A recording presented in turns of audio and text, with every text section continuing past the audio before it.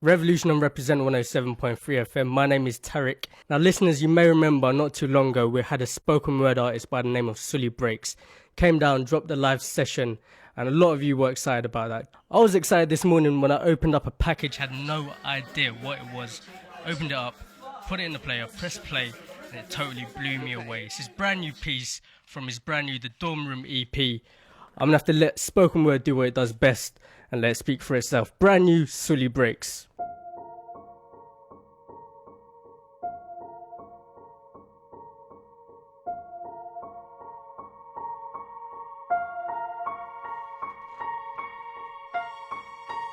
Right now, there is a kid finishing parents' evening in a heated discussion with his mother, saying, why does he have to study subjects he will never ever use in his life?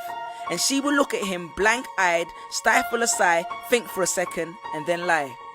She'll say something along the lines of, you know, to get a good job you need a good degree, and these subjects will help you get a good degree. We never had this opportunity when I was younger. And he will reply, but you were young a long time ago, weren't you, Mum? And she won't respond, although what he implies makes perfect sense, that society's needs would have changed since she was 16. But she will ignore him, grip his hand more sternly, then drag him to the car.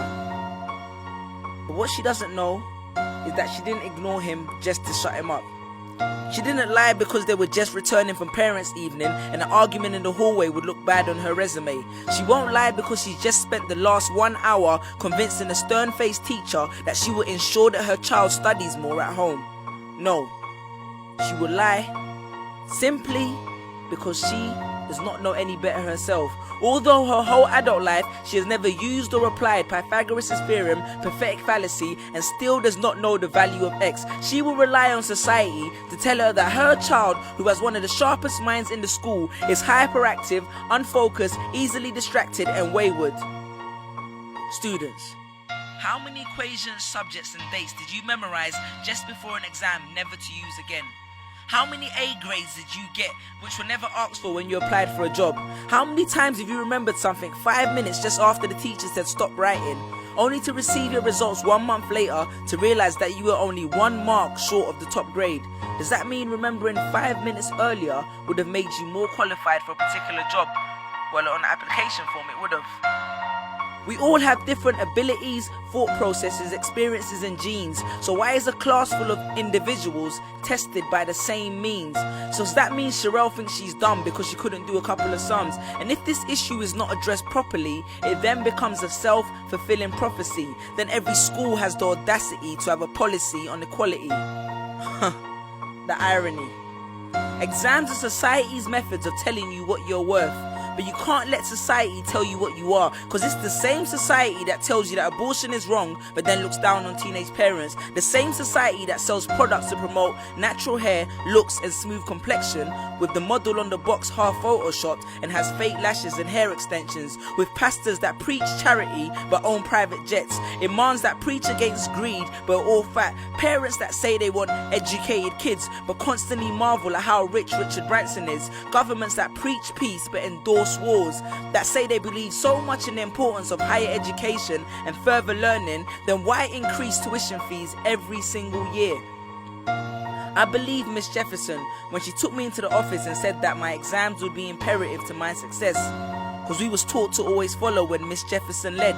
But then I took Jefferson out of the equation and learned to think for myself. I realized we was taught to always follow when Miss led. The irony. Test us with tests, but the finals are never final, because they never prepare us for the biggest test, which is survival.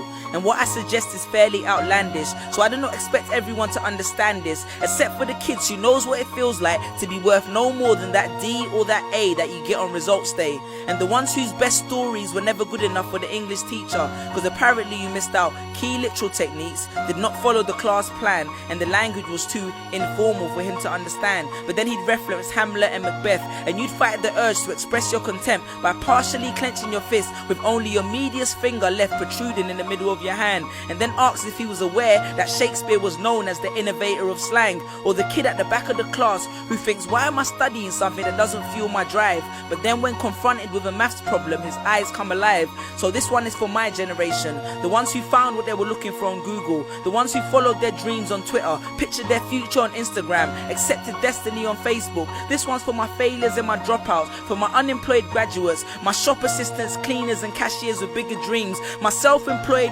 entrepreneurs, my world changers and my dream chasers. Because the purpose of why I hate school but love education was not to initiate a worldwide debate, but to let them know that whether 72 or 88, 44 or 68, we will not let exam results decide our fate.